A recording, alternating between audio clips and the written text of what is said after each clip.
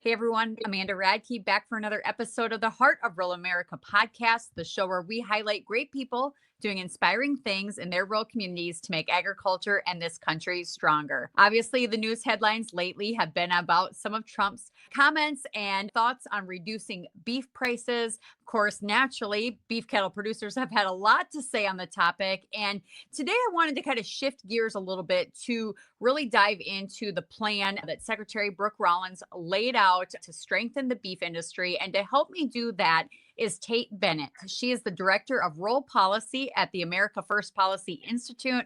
I've gotten to know and work with these guys and really have appreciated their listening ear, their willingness to talk to independent producers like me. And I even got to visit their office this summer in DC, which is such a treat. But Tate, welcome to the show. Oh my goodness. Thank you so much for having me. One of the things I really admire about you, Tate, is you and AFPI have done a really great job of bringing a lot of independent voices from rural agricultural communities together. And so I just want to congratulate and thank you for kind of building this coalition. I've been working in ag policy my whole adult life, and I've never before really had that access or listening ear that is so needed for a segment of the population where less than 2% of us are involved in production agriculture. We're feeding the nation, and yet we haven't always had the door opened to Washington, D.C. to be able to share our stories. So thank you for what you've done and what AFPI has done to kind of open some of those doors for us. Well, that is so thoughtful. I want to give credit where it's due.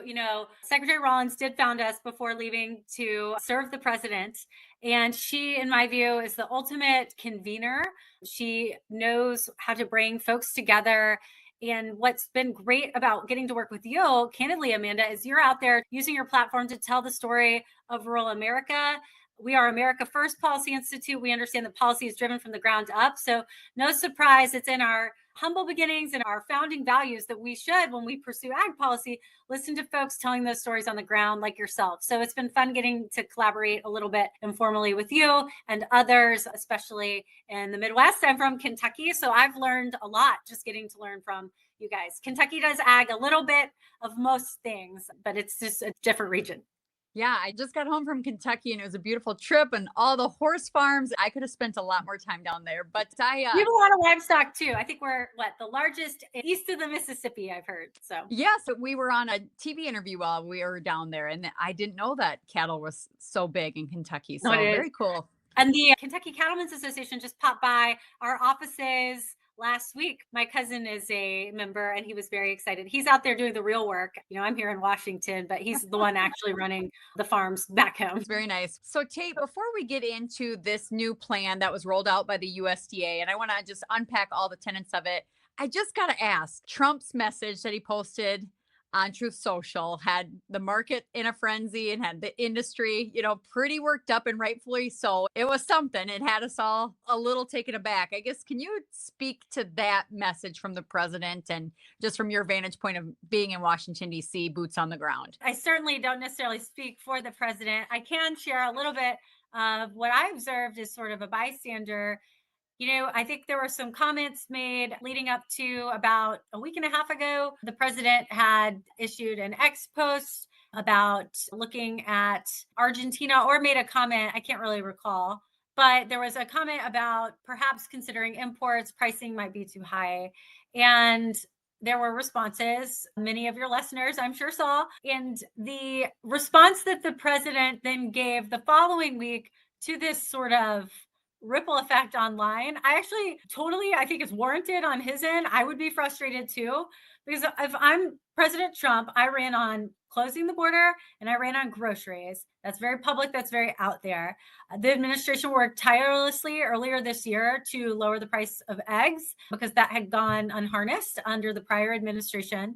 And so it's no surprise that when information was brought his way about beef prices, on behalf of the consumer, he vowed to take a look. And if I'm him, that shouldn't be news or surprising. The amount of work the president has done, he, and I agree, view himself as the most pro-farmer, pro-rancher president in history. And it's true. If you look at his proven track record, whether it's rewriting the Waters of the United States rule twice, delivering on the one big, beautiful bill, that's permanent death tax repeal, That's permanent Section 179 expensing. So many tools farmers and ranchers use, whether it's the current USDA with DOJ looking into prices when it comes to inputs and consolidation. Like they are bent over backwards to help the American farmer and rancher break. The prior administration thought that cattle ranching was a large contributor to climate change. They were not open to opening up our public lands to increase grazing access. They focused on climate smart, and clearly cattle probably didn't have a part of that. And so I would be frustrated too if I were the president that how come everything I've done is not, being driven home and understood in farm country. Yeah, and I think coming from cattle country, I can just say that I think a lot of the frustration is that for the first time in a very long time, prices have been to a point where producers can actually maybe pay down some debt, get their operating notes back squared away. It's not like they're rolling in money because everything is high right now. Your inputs, your equipment, all of these things that producers have to pay for. And so it's been a great time in the markets. It's given some optimism to cattle producers, but the reality is, and it's in this USDA report, that since 2017, the US has lost over 17% of its cattle ranches, and that's more than 150,000 operations. The herd is at a nationwide 75-year low. And so we're looking at, there's so many reasons that we've gotten to this point, a lot of it being overregulation that's been so burdensome. It's pushed producers off the land and out of business. And if I look at the last administration, everything was focused on climate smart policies that did nothing to keep producers on the land and beef on the dinner table, and did a whole lot to just reallocate wealth to certain people using our taxpayer dollars to propel this Green New Deal agenda. And so that's why I was really excited amidst the chaos that kind of had resulted in the comments coming from the White House that the USDA and the Trump administration and Secretary Rollins have this very thoughtful plan that has come out to help strengthen the industry. And a lot of the talking points, if I look through it, really are things that we've been talking about and asking for years and years. And so, can you take some time to kind of unpack what's in this plan for producers? Of course. And to your point earlier, certainly understand that we've lost over 17% of our cattle ranchers. We are at a 75-year low as far as our herd. But I think the president, we can totally walk and chew gum. And I think that's exactly what the president is thinking about doing. Clearly, Secretary Rollins is in lockstep with him on it. They did propose a U.S. plan to fortify the American beef supply and strengthen our farms and ranches and rebuilding capacity and lowering costs for consumers. They put that out at the same time as a lot of the chatter online was ramping up. And I don't want it to be lost on the American people how much is really in this plan for our farmers and ranchers. To your point, the plan opens up public land access, millions of acres that's currently not being utilized to actually be ranched and utilized by our cattlemen, which is super exciting. A lot of untapped assets there with vacant allotments and what have you. There's a lot of strong coordination with the Bureau of Land Management in doing that, which is great because they oversee those types of federal lands while USDA has Forest Service lands. So great to see that collaboration there. The department has said that there's a joint effort between HHS and USDA to collaborate on getting the next iteration of the dietary guidelines for Americans out there. That's something I know you followed. Yeah. I have too, really closely. And putting beef and protein back in the center of those recommendations is huge. They'd been kind of on the fence, no pun, when it came to those recommendations in recent years. There are efforts in the white paper that USDA put out to shore up local processing and help facilitate fewer regulatory hurdles to being able to process more locally. There is a transparency aspect of the plan.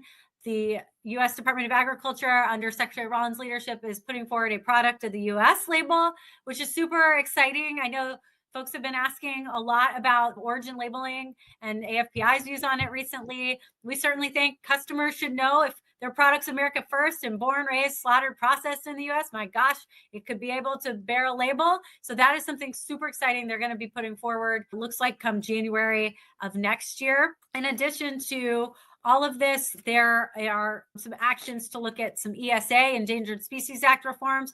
At the Department of Interior and USDA are certainly, it appears their leadership sick of hearing from ranchers where their livestock are being slaughtered by and horses and pets, right? And communities are having to watch this where predators, because they're protected under the Endangered Species Act, are getting at their livelihoods. So it looks like they'll be taking a big look there. So that looks to me like there's something in this plan a little bit for everyone in the ranching and cattle community. And I really look forward to hearing their feedback on it. And I bet the administration does as well. You touched on so many great things. I mean, I see in this package there is some grants or some opportunities for beginning farmers. There's some opportunities for veteran owned ranches. And, really at the end of the day, I love the transparency and the labeling and just kind of the move to, can we really promote and get market access in front of the consumer for America First beef and USA beef? And I think there's a lot of good in this. Now, I guess the question I have for you is, with this government shutdown, what can we expect for like a timeline of some of this stuff rolling out? Is there any information on the USDA site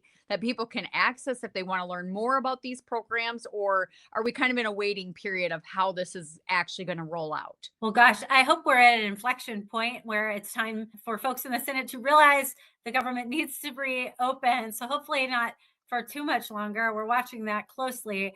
The Office of Partnerships at USDA is designed for stakeholder engagement. There are multiple mission areas working on this plan and implementation. I will say, while it's great that this was an opportunity for Secretary Rollins to apparently present this and the president, this very popular plan to the American public, I wouldn't be surprised if a lot of these actions were already underway before the shutdown. And so I'm really excited after they reopen to see them come to fruition. Well, and I think this is another great continuation of really strong leadership coming from the Trump administration and Secretary Rollins. I have so appreciated their understanding and grasp of keeping our border closed, especially as it relates to New World screwworm. Of course, USDA came out with their, five-pronged approach to manage for that and protect our nation's cow herd. And I guess what I've been telling people as I've reviewed this plan and kind of heard all the chatter online following, some of the president's comments and the purchase of more beef from Argentina, is that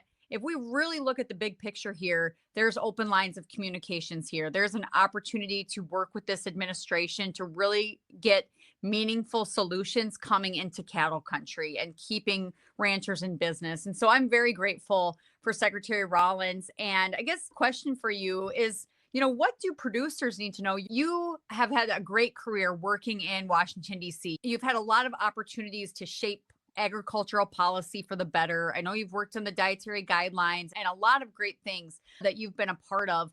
What do you think ranchers need to know back in cattle country about DC? And do you have any advice for them of how to continue these conversations, to continue to advocate for the beef cattle industry in a place where they are far, far away from? Well, I think you are an exemplary example of how to ensure that farmers are telling their story and giving them a platform to share so that policies are written from the ground up, right? So my experience, and then my experience with AFPI, as founded by Brooke Rollins, who's now obviously left us, is we are America First. We are very strong believers in a ground up policy when it comes to designing the agendas and policies that we pursue. And by your giving farmers and ranchers a platform to tell their story, it's huge. I think while there have been a lot of lessons learned about social media pros and cons, my goodness, like farmers and ranchers are so busy. Y'all don't have time to come to Washington all the time and put on your suits and come and roam the halls of Congress, the federal government on the administration side all the time, but you guys are using these platforms to your advantage to really show how farmers and ranchers are being impacted by the policies they're seeing out of Washington. And it is working, from the Andy Henry case to this plan that a lot of groups, ranchers, upper Midwestern ranchers, they've been working on a lot of these policies for a long time. Clearly, that is being heard loud and clear by the current administration. And so I really want to applaud folks like you for providing a platform for folks back home in your neck of the woods to be able to share what is needed from their policymakers here in DC. It's huge. Yeah, well, I just got to say, it's a breath of fresh air to finally be able to talk about, I don't know, cattle grazing and making sure cattle are on the range instead of worrying about cow farts and some of that nonsense. So, thank you for explaining this plan to us, Tate. I really think this is going to be exciting to see some of these policies roll out. Yes, ma'am. And happy to do an update once folks are a little bit further down the line. But again, I think they've been working on these policies. I wouldn't be surprised. I don't speak for the administration, but I would imagine they've been working on these for some time. You don't just roll this out of nowhere. So Right. the silver lining is, gosh, what a great forum with the president to introduce such a bold plan that he and Secretary Rollins came up with. Absolutely. As we kind of switch gears here, we have good news to share. Exciting breaking news that came out. There is a family, and I have reported on this on the podcast previously. But if you guys recall, there is a family in New Jersey, Andy Henry and Chris Henry. They have a 175-year-old, 21-acre livestock operation in Middlesex County down in New Jersey, and they had declined a $25 million development offer to preserve their family farm. There was going to be a affordable housing project going in there, and they said no. And Andy Henry had caught the attention of Secretary Rollins and the USDA, and we have good news on this benchmark court battle case. So Tate, tell us the update. What happened here, and how is the Henry family doing now? Well, we had excellent news to report last week. AFPI has our robust New Jersey chapter that was just as excited. Andy Henry's farm will no longer be subject to eminent domain. Two things are kind of taking place here. One, I think the state did find an alternative site for the affordable housing plan, meaning they will no longer need to subject his farm, his 175-year-old farm, to eminent domain. And then separately, I know the USDA had actually, through Secretary Rollins' leadership, invited Scott Turner, Ed Wengren, the Secretary of Agriculture from the state of New Jersey, and then Commissioner Suarez, Scott Turner, one of his counterparts there in New Jersey, up to headquarters to discuss not only what was announced, but other ways to preserve the farm. Just shy of a month ago, about, we actually had Andy Henry during his trip here in our office and spent a little bit of time with him just to spitball different ways we as a think tank could be helpful. And lo and behold, it was announced this last week that an alternative site was found. They're additionally working on other ways to preserve his farm so this doesn't happen to him again in the future.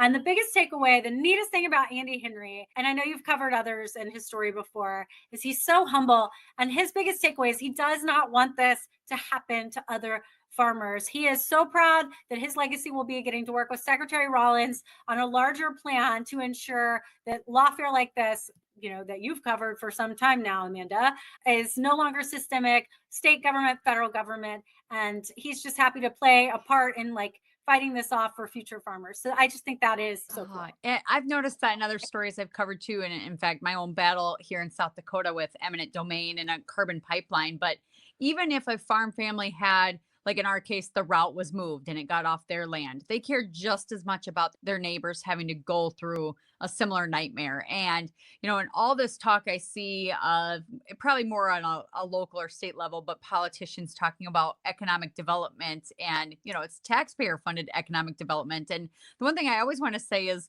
these farms, the land is our business. We are already in economic development in our own right. And so it becomes almost a mob rule situation if someone bigger and stronger and more powerful than you can come in and say, I can do That's better. right. I can make more money than you on that property than you can. But my heart was just so happy. I was down at that cattle sale in Kentucky and just randomly got the news that Secretary Brooke Rollins had tweeted, or she had posted on X. I'm so pleased to announce that the Henry farm has officially been saved. God bless America. After months of bipartisan federal and state collaboration, the state of New Jersey has secured an agreement that would spare the 175-year-old Henry family farm from the state's affordable housing plan.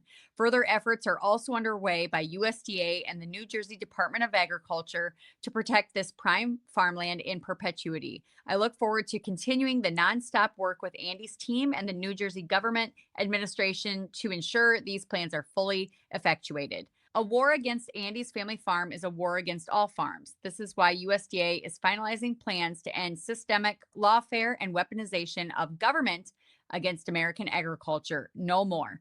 His victory is more than one farmer's triumph. It's a reminder that rural America still stands tall, rooted in grit, faith, and the timeless bond between people and the soil. Defending America's farmers should be a top priority for every American.